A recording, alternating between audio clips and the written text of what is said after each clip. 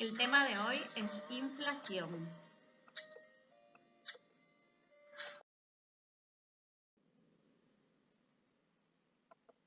La inflación es un fenómeno económico que implica una elevación del nivel general de los precios, que de inmediato se va a traducir como la pérdida del poder adquisitivo del dinero, y esto va a provocar una redistribución del ingreso de los distintos sectores de la comunidad.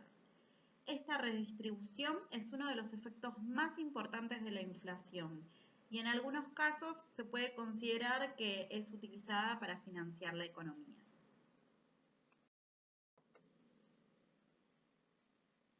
La elevación de los precios no repercute de la misma manera en los distintos grupos sociales. Va a haber algunos en los cuales van a ver disminuir el valor real de sus ingresos monetarios porque no van a poder adaptarlo al crecimiento de los precios.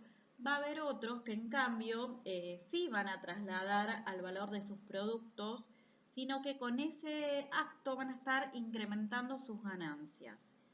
Esto se debe que no todos los precios suben en la misma medida, porque en los periodos inflacionarios existe lo que se conoce como reestructuración dispar de los precios relativos. Son características importantes de la inflación. La persistencia en el tiempo, entendiendo por persistencia que este incremento en los precios no tiene que estar dado por un cambio único, sino por un cambio que es recurrente, y la generalidad, ¿sí? Ya que afecta a todos los bienes, servicios y factores productivos que se encuentran disponibles o no en el mercado. Así como la inflación implica el crecimiento simultáneo del precio de todos los productos y de los factores productivos, este aumento de precios va a empujar a los demás precios en un círculo vicioso. Y esto es lo que hace dificultoso como para determinar el origen.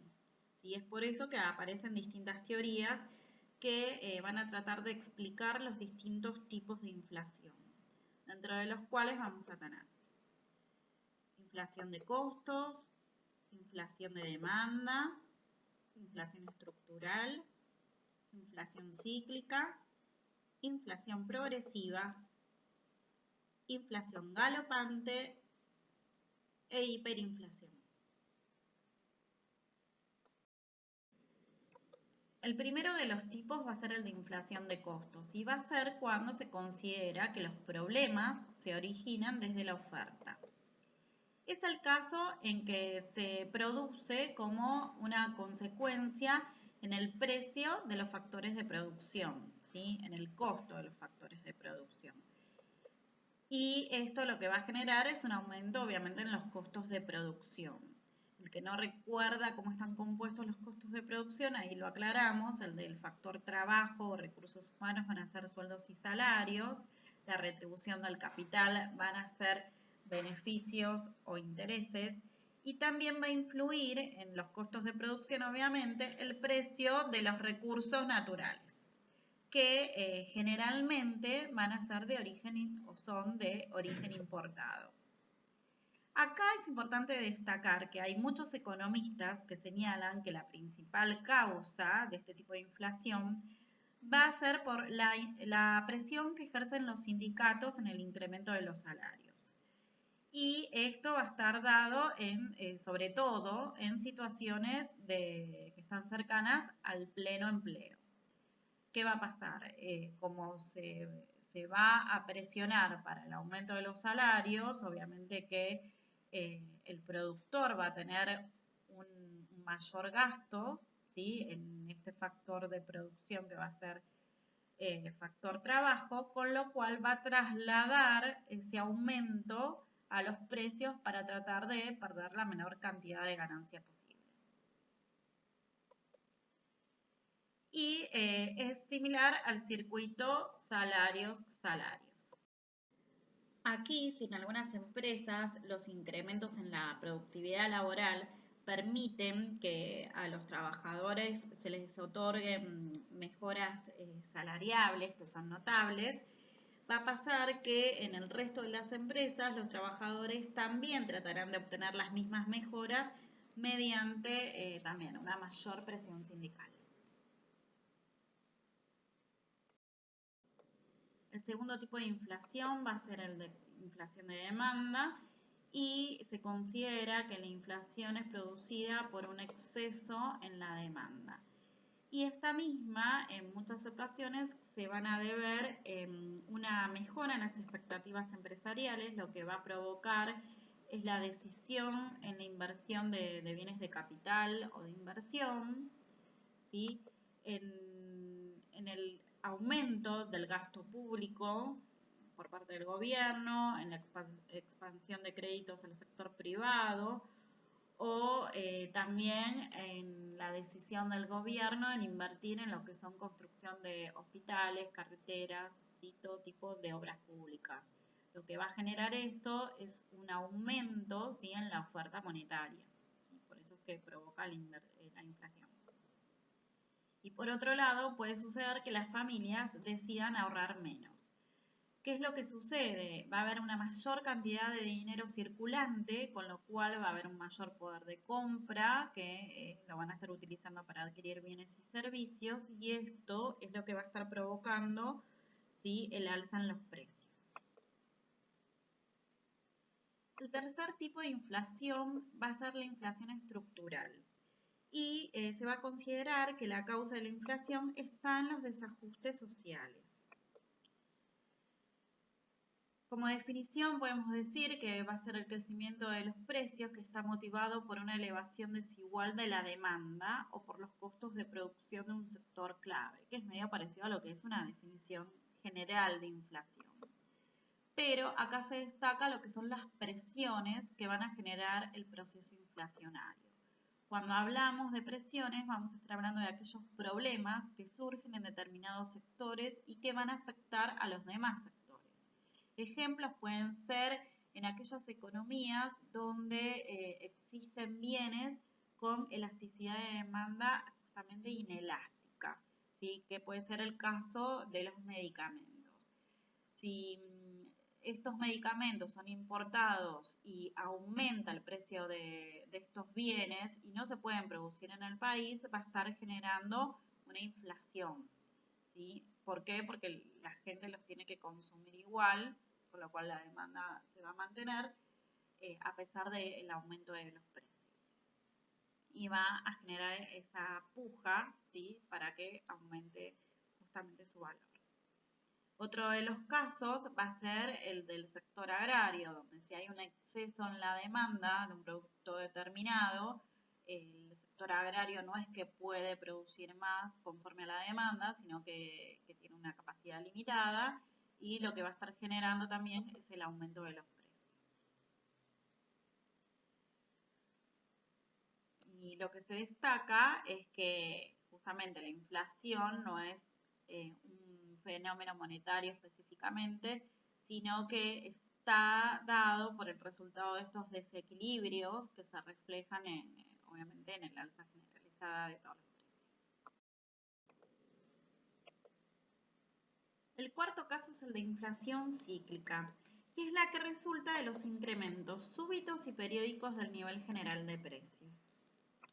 El quinto caso va a ser inflación progresiva. Y se va a considerar que hay este tipo de inflación cuando el incremento es gradual, pero es progresivo. El incremento hablamos siempre del nivel general de los precios. Y normalmente se considera que la inflación es progresiva a partir de una tasa determinada. El sexto caso es el de inflación galopante y va a ser cuando el alza de los precios es rápida pero sin límites. Es decir, que es un crecimiento rápido de la inflación que si no se controla y se minimiza, ¿sí? Puede desembocar en una crisis económica. Y el último caso, la hiperinflación. Acá se da cuando la inflación es muy elevada y en un corto lapso de tiempo. Esa es la diferencia principal con lo que puede ser inflación progresiva o galopante. Va a ser por un contexto extremo como ser guerras o crisis económicas, ¿sí? Y lo que es más importante y lo que la caracteriza es que la tasa tiene que superar el 50% mensual o el 100% anual. Vemos ejemplos de hiperinflación. En Argentina tuvimos varios procesos de hiperinflación. El más destacable y recordado es el del año 1989, donde se registró una inflación del 3000% anual. También Alemania, luego de perder la guerra mundial, tuvo una hiperinflación del 30.000% anual. Y el más reciente fue el de Venezuela en el año 2015, donde se registró una hiperinflación del 9000% anual. Las consecuencias de la inflación. Bueno, tenemos que considerar que la inflación es imprevisible, con lo cual va a generar cantidad de efectos negativos en los distintos agentes económicos. Uno de ellos va a ser la de desorientar a consumidores, comerciantes y productores. Esto es debido a que los precios son la principal vía de información que tienen tanto consumidores como productores en cuanto a la toma de decisiones de adquisición de bienes. Con lo cual, al no poder prever este aumento de precios, lo que va a generar es que los consumidores sean incapaces de saber si un supermercado tiene los precios más bajos que otro. Y a su vez, los dueños de supermercados o comerciantes van a perder ese estímulo para poder mantener los precios bajos y les va a resultar difícil prever los efectos que puede provocar en la demanda el alza en los precios. Inflación y crecimiento, ¿sí? Desalienta la inversión y frena el crecimiento. Esto es debido a que en los periodos de fuerte inflación, las inversiones más seguras y rentables suelen ser las de carácter especulativo. Por ejemplo, el atesoramiento de moneda extranjera, mediante la cual se van a enriquecer, ¿sí?, los especuladores y los ahorristas en el extranjero, en detrimento de la industria nacional, ¿sí? Se prefiere estas actividades especulativas en detrimento, digamos, de la inversión en bienes de capital, en la industria nacional. El tercero de los efectos es que disminuye las posibilidades de planeamiento debido a la mayor incertidumbre que genera inseguridad económica. Y esta inseguridad económica va a llevar a la fuga de los capitales al extranjero. ¿Sí? Cuando hablamos de fuga de capitales, estamos hablando de desnacionalización de las empresas argentinas, a la venta de inventos y descubrimientos a empresas multinacionales, al alejamiento de profesionales, técnicos, científicos, ¿sí?, que están comentados. También va a incidir sobre las cuentas fiscales. Y esto es porque los impuestos en muchos casos son proporcionales o progresivos. Y las tasas impositivas van a gravar rentas de un importe menor, ¿sí?, en términos reales. Y lo que es importante acá es que la inflación actúa como un impuesto encubierto. Por ejemplo, si el Banco Central pone en circulación billetes que pasado un año se reduce su valor en un 25%, los que tengan en posesión estos billetes durante un año habrán sufrido una recaudación forzada de la cuarta parte de sus fondos en efectivo. Es decir, que van a haber reducido el valor en una cuarta parte. Y el último efecto, pero no menos importante, va a ser que produce el desvío de los esfuerzos de las actividades productivas. Y acá analicemos distintos casos. Tenemos a los individuos que prestaron dinero, van a observar que cuando recuperen esos fondos va a valer menos cantidad de dinero. Los que decidieron ahorrar también se ven castigados por esta pérdida del valor de sus fondos. Y en general todas aquellas personas que perciben rentas fijas, como ser los jubilados, los propietarios de viviendas en alquiler con contratos sin cláusula de ajuste, ¿sí?, que son aquellas cláusulas donde sí toman en cuenta el efecto de la inflación y demás. Bueno, los contratos que no la poseen van a ver reducida, digamos, la capacidad adquisitiva de sus ingresos. Pero siempre que hay perjudicados hay beneficiados, y en este caso van a ser el Estado y los inquilinos, que percibirán un inmerecido beneficio. ¿Sí? ¿Por qué? Porque el Estado le va a costar un menor, tanto al Estado como a los inquilinos les va a costar un menor sacrificio abonar esas rentas o alquileres. Bueno, hasta acá llegó la clase, nos vemos la próxima.